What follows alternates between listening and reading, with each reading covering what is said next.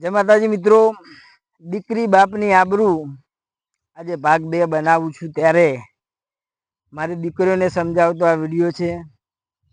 તો દરેક મા બાપને મારી વિનંતી કે આ વિડીયો જરૂર બતાવજો કે આપણી દીકરી મોટી થાય, ભણવા જાય, કોલેજ જાય. ત્યારે પહેલા જમાનામાં તો એવું હતું કે આપણી દીકરી મોટી થાય એટલે એના મા બાપ એને પેલા ઘરના કામકાજ શીખવાડે. બીજું કે પહેલાના જમાનામાં એવું હતું કે તોરણ ગુંથતા, ગોદડા બનાવતા અને એમાં એનો જીવ પરોવી રહેતા. એટલે એનું ધ્યાન બીજે ના જતું અને એની ઉંમર થાય પછી એના મા બાપ એને સાસરે ઓળાવી દેતા.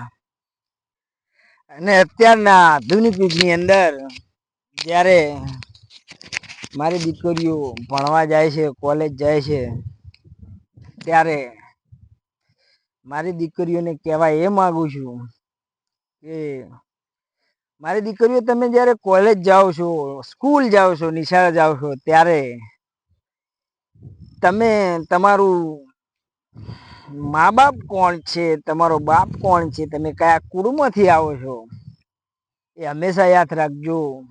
જ્યારે તમે તમારી આ ઉંમર થાય છે ત્યારે એક લક્ષ્ય રાખજો કે તમે ભણી ગણીને તમારા મા બાપનું નામ રોશન કરો, તમારું ધ્યાન બીજે ના જાય. અને ભવિષ્યની અંદર જો કદાચ તમને એવું લાગે તમારું ધ્યાન ભટકે છે, ત્યારે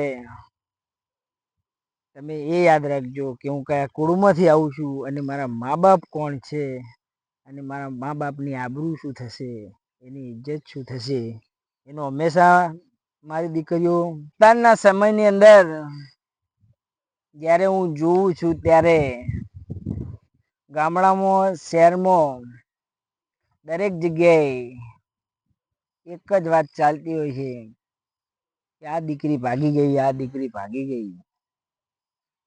તો મારી દીકરીઓ, આ સમયની અંદર જે આ બધું જોઉં છું ત્યારે જ હું આ વિડીયો લઈને આવ્યો છું. અને મેં આના ઉપર ટાઇટલનું નામ પણ એક જ આપ્યું છે કે દીકરી બાપની આબરૂ. જ્યારે તમે ભાગો છો, ભાગીને લગ્ન કરો છો મારી દીકરીઓ, ત્યારે હું તમને કહેવા માંગુ છું કે જીવનની અંદર આપણો બાપ 2 વખતે રોવે. જીવનની અંદર આપણો બાપ 2 વખતે રડે. પહેલો કે જ્યારે એના મા બાપ મરી જાય ત્યારે આપણો બાપ બહુ રડે. અને બીજું કે જ્યારે એની દીકરીને એનો બાપ જ્યારે સાસરે ઓળાવતો હોય ત્યારે એનો બાપ રડતો હોય છે. એની વેદના, બાપની વેદના કોઈ સમજી શકતું નથી. હું બાપ વિશે જ્યારે કહેવા જાઉં છું ત્યારે મારી દીકરીઓ, અને અત્યારે તો એનાથી કંઈક ઉલટું જ છે. અને હું એવું વિચાર્યું છું કે અત્યારે દીકરીઓ તમે બાપને 3 વાર રડાવો છો. ત્રીજું એ કે જ્યારે કોઈ દીકરી ભાગીને લગ્ન કરે ને પોલીસ સ્ટેશનમાં હાજર થાય ત્યારે એના મા બાપને ઓળખતી નથી.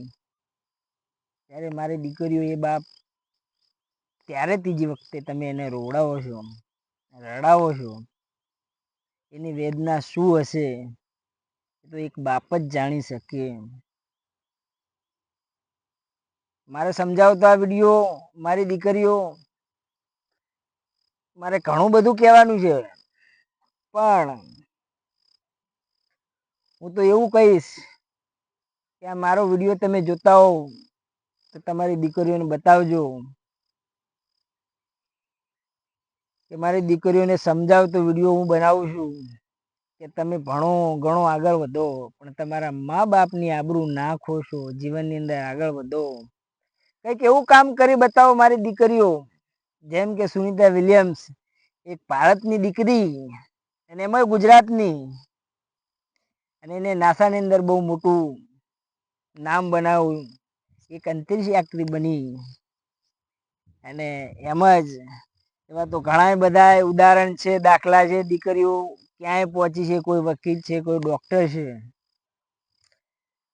તો તમે એ બાજુ ધ્યાન કરો કે તમે કંઈક બનો અને તમારા મા બાપની ઇજ્જત વધે, કે તમારા મા બાપ માન ભેર કોઈને કહી શકે કે મારી દીકરી આજે પોલીસ કોન્સ્ટેબલ છે, મારી દીકરી આજે ડોક્ટર છે, મારી દીકરી આજે વકીલ છે, એવું તમારા મા બાપ કોઈને કહી શકે?